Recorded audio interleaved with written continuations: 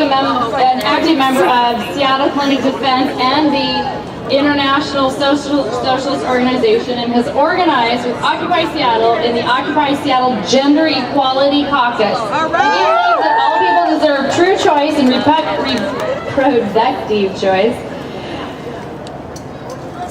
No, it says reproductive justice. Free from slut-shaming, racism, sexism, classism, homophobia, and all other forms of oppression. I'm a little short, so give me a second to do this. Maybe I'm more than a little short.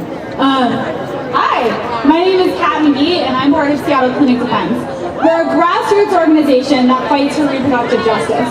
We defend clinics from right-wing anti-choice groups that harass people accessing healthcare and reproductive choice.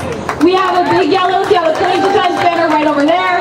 We're really super fun. Come yell at bigots with us. Check us out. Am I done now? You're just going to come yell with us? We're good?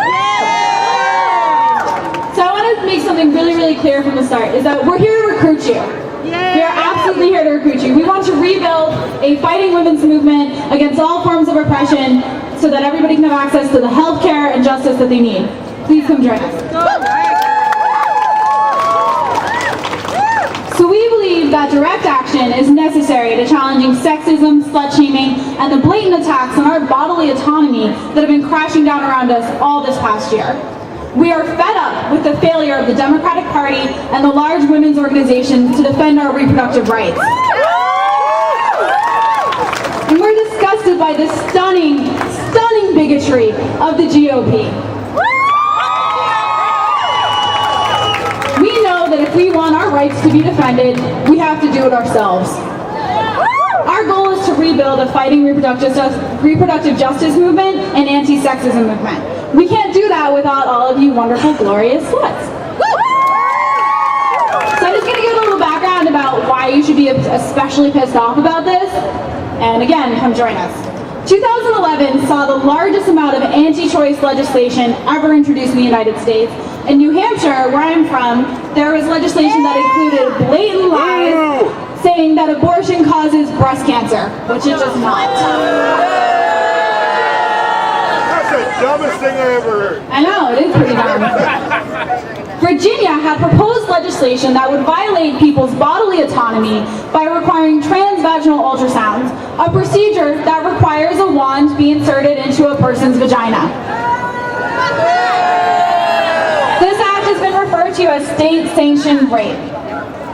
Since this ultrasound has no medical reasoning behind it, the real reason is to shame anyone trying to access an abortion and trying to make it as embarrassing, expensive, and difficult to navigate as possible. And also, to be clear, even if I've had sex before and had something up there, that does not mean I'm consenting to sex with a fucking wand.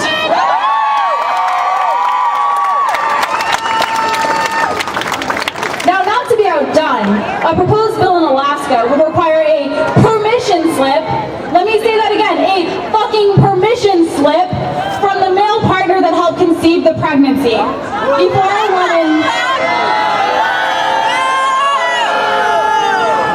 before someone can access, again, a medically unnecessary ultrasound before an abortion. What that can mean for rape victims is that if you become pregnant after a rape, which does actually happen despite what Todd Aiken would think,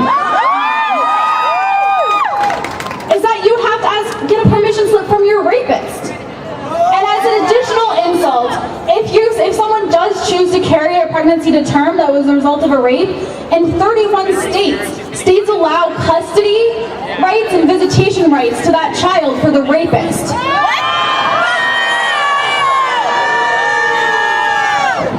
All of these things make my stomach turn. And lastly, I'm sure as you've heard, when Georgetown law student Sandra Fluke tried to testify in defense of reproductive health care, not only was she denied the ability to do so, she was later called a slut by the ever-vile Rush Limbaugh. More recently, Representative Todd Aiken, fuck Todd Aiken. I really like you guys. Coined the absurd term legitimate rape to further insult of rape survivors and using this ridiculous idea to continue limiting our access to abortion. 1 in 3 women, including 1 in 3 Catholic women, will have an abortion in their lives. The main 3 reasons people choose to have an abortion are financial concerns, concerns about the relationship that produced the pregnancy, and concerns about pursuing other life goals. These are all legitimate reasons to terminate a pregnancy. And the choice to terminate a pregnancy belongs to the pregnant person alone.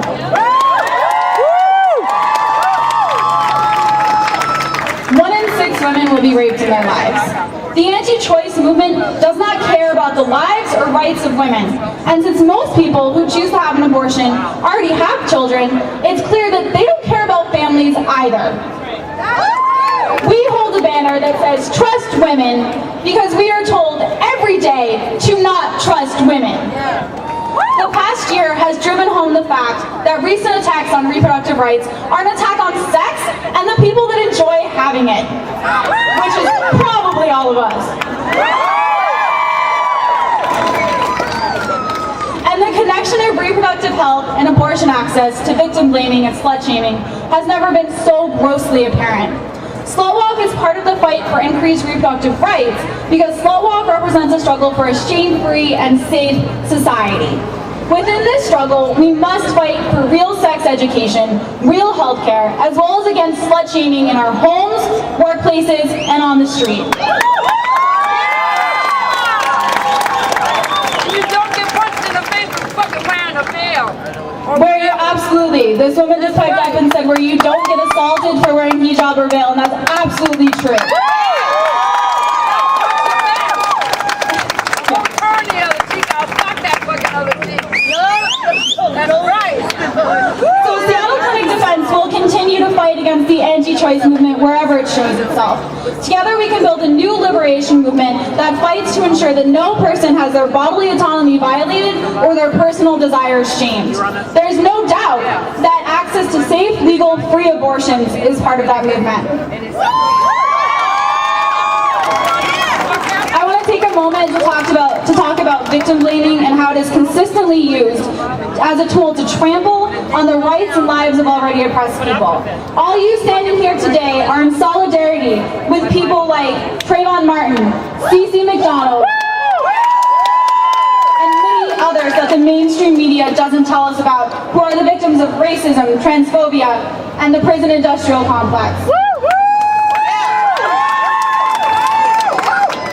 The anti-victim blaming movement we're building here today should be a call to support and fight against all types of oppression. If we want our movement to grow, we need to be allies for all people who are experiencing slut shaming, and victim blaming. Whoever, wherever, and whatever their circumstances might be, we should, without question, rise to defend them.